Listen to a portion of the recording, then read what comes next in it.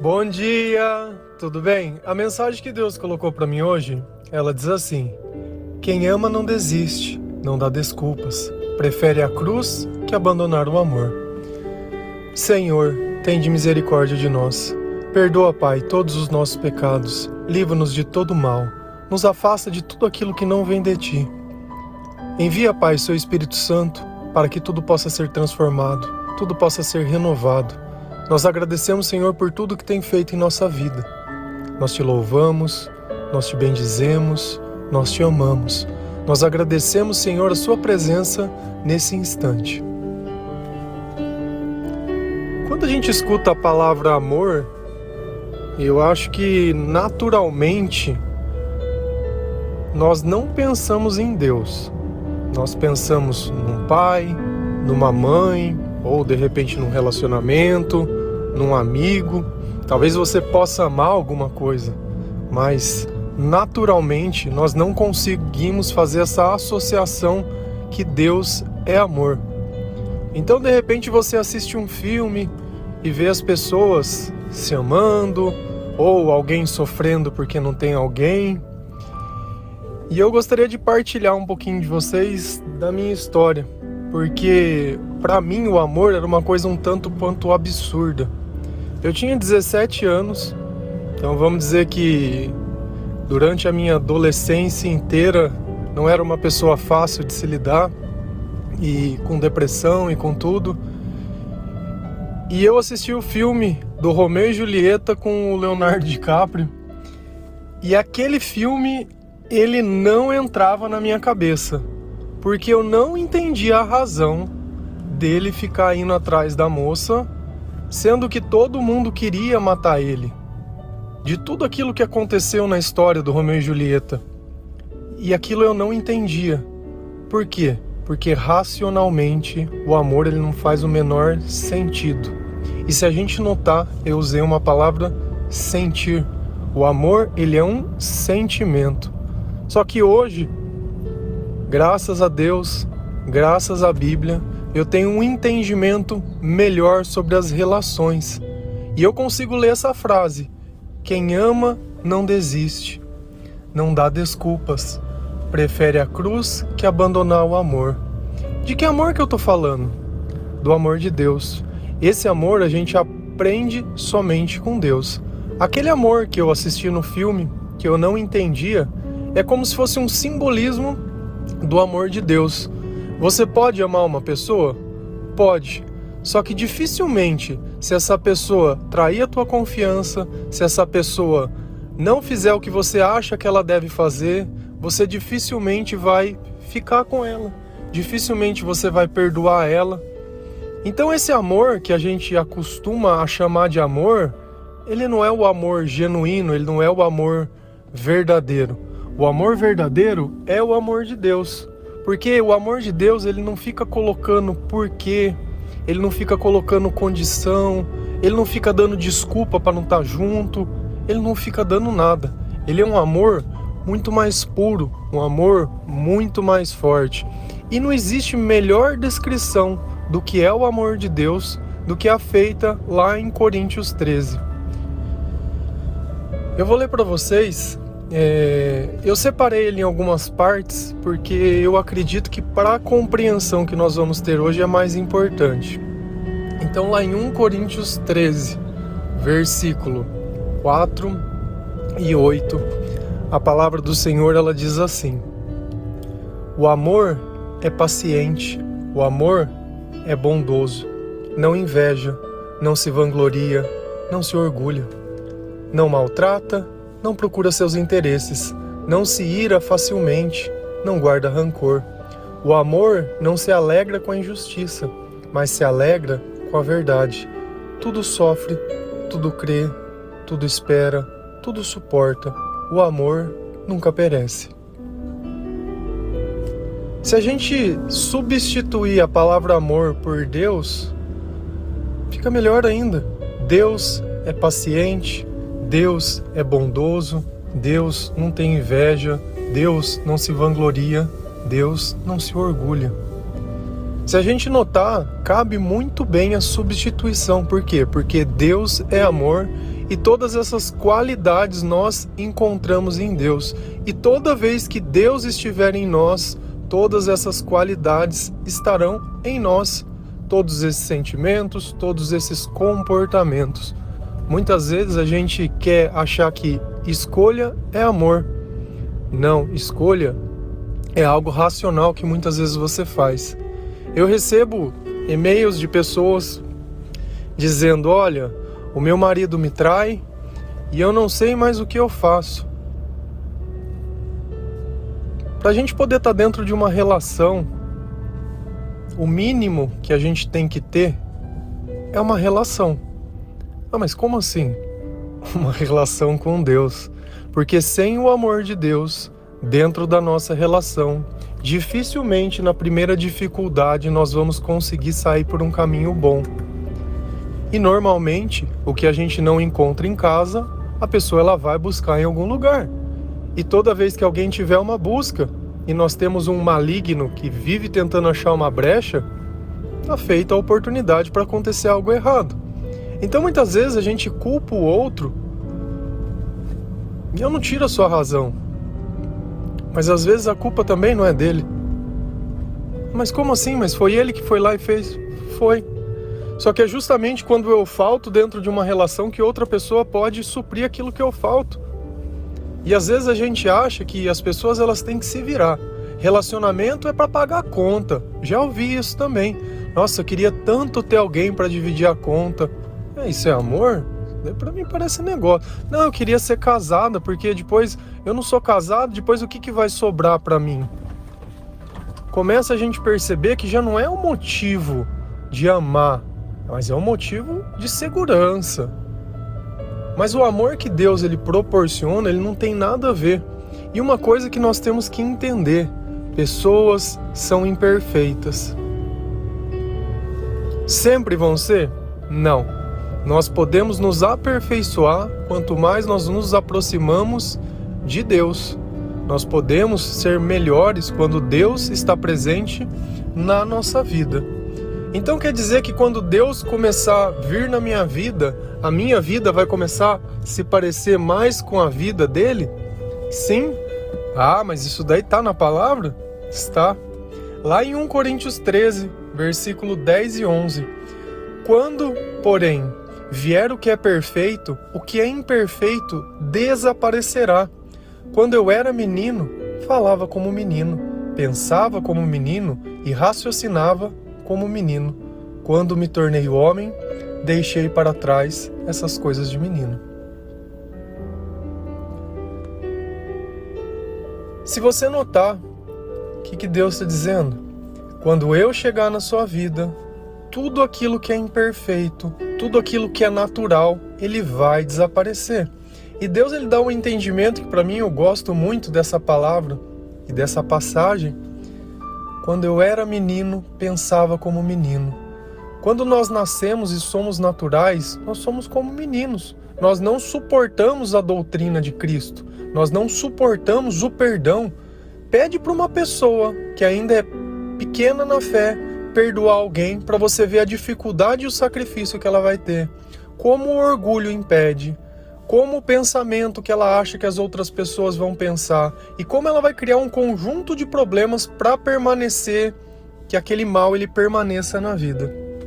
Então a gente nota que quando Jesus ele entra na nossa vida, ele não simplesmente modifica o nosso caráter, mas ele modifica a nossa forma de pensar.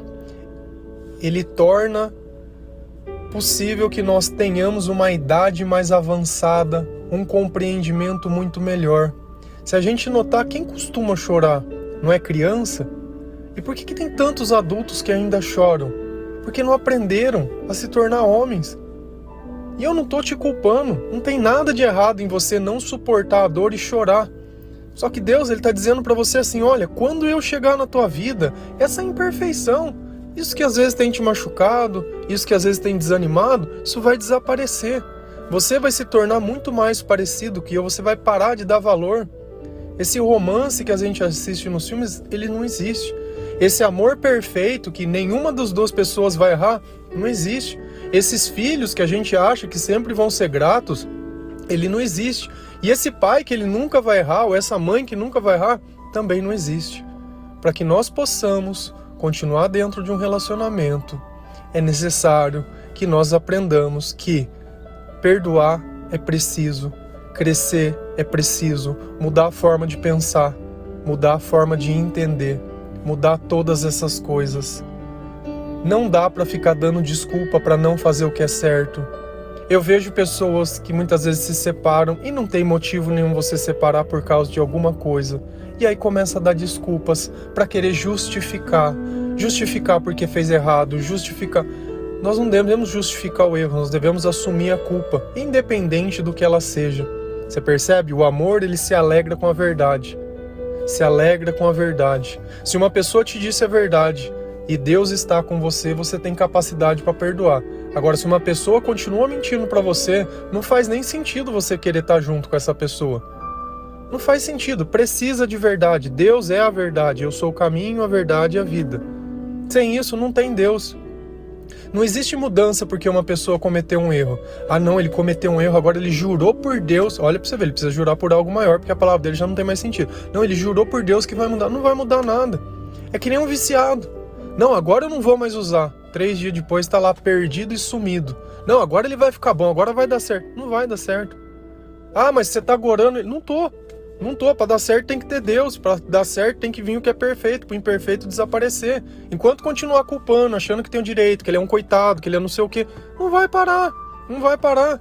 Enquanto uma criança chora, tem um palhaço para pegar no colo, vai ficar chorando. E tá ótimo. Enquanto ela te manipular, te fazer... E eu falo uma coisa para vocês. Pessoas que têm costume de usar drogas são as melhores pessoas do mundo. Sabe por quê? Porque eles são os melhores mentirosos. Ele precisa criar uma máscara de pessoa boa, de coitado. Ai, como a vida é injusta. Ai. Por quê? Porque se você perceber um motivo tão tosco que ele usa para fazer isso, aí cai a máscara. E eu tive um monte de amigos assim. Um monte. Chega a ser triste parar para pensar. E são pessoas ruins? São! Eu não posso olhar para uma pessoa que mente e falar que ela é boa. Você vai me desculpar, porque quem é bom é o quê? A pessoa que não mente, que faz tudo direito, é uma pessoa boa. Aí a que mente, que usa droga. Ah, não, essa é pessoa boa também. Cara, não dá. Temos que ser justos. O que estraga essa pessoa não é ela, é o comportamento que ela tem. A partir do momento que ela não se comportar mais assim, excelente. Estamos todos juntos e muito bem. Mas é necessário que nós tenhamos o comportamento correto. E aí a gente nota uma coisa, que é o final da frase. Prefere a cruz que abandonar o amor. Cristo, ele preferiu ser crucificado, passar por todas as dores, passar por toda a humilhação, do que simplesmente abandonar o amor, do que simplesmente abandonar Deus, do que simplesmente abandonar tudo aquilo que Deus significa e é. E a gente lê lá em Gálatas 2, versículo 20, fui crucificado com Cristo. Assim já não sou eu quem vive, mas Cristo vive em mim. A vida que agora vivo no corpo, vivo-a pela fé no Filho de Deus, que me amou e se entregou por mim. Percebe que o que está sendo dito, que já não sou eu, mas quem vive, mas que Deus que vive em mim, que aquelas coisas de criança, elas passaram, que aquela imperfeição, ela passou. Quer dizer que eu não erro? Não. Mas quanto mais eu obedeço a palavra e quanto mais eu ajo de acordo com o que está escrito na Bíblia, mais parecido com Deus eu me torno. E é justamente isso. E a gente começa a ter uma capacidade de notar que Cristo, ele fez um sacrifício muito maior por nós. Muito maior. Você seria capaz de dar a sua vida por alguém que você ama? Talvez sim. Você seria capaz de dar sua vida por alguém que você odeia? Cristo, ele deu a vida por todos, pelos bons e pelos maus. Se a gente notar no fim, ele teve que experimentar o abandono. E ele pergunta: Deus meu, por que me abandonastes? E a gente nota que depois disso, nós temos o Espírito Santo, que nunca nos abandona, que nunca duvida da nossa capacidade, que nunca deixa de acreditar em nós. Então, se você acha que dentro de você existe o amor, você precisa entender que você vai continuar lutando, que você vai continuar persistindo, que você vai continuar tentando viver e alcançar aquilo que Deus colocou dentro do teu coração, que não tem mais espaço para dar desculpas pelos teus fracassos, desculpas por você não fazer direito, desculpa para você abrir exceção naquilo que é errado e naquilo que é mal. Eu vejo tanto as pessoas flexibilizarem o problema das coisas. Se algo pode te dominar a ponto de jogar no buraco, o que você faz? Você deixa isso longe da tua vida ou você usa isso até o ponto que ele não possa te jogar no buraco? Vou exemplificar. Se eu sei que a bebida me leva a um caminho que eu perco o controle da minha vida, qual é o sentido? Eu fico longe da bebida ou eu bebo até o ponto que ela não possa fazer isso? Não, eu acho que se eu beber 2, 3 latinhas não tem problema. Não, é porque eu gosto. Tá bom. Tá bom. Depois, dá tudo errado e não sabe por quê. Nós temos que tomar medidas para zelar e preservar nossa integridade. Se eu sei que algo me faz mal, eu fico longe. Não é a quantidade que é o problema é que você não tem controle. E todas as vezes que você faz algo que é errado e você sabe que é errado e você sente que é errado, Deus não está lá com você participando do erro da tua vida.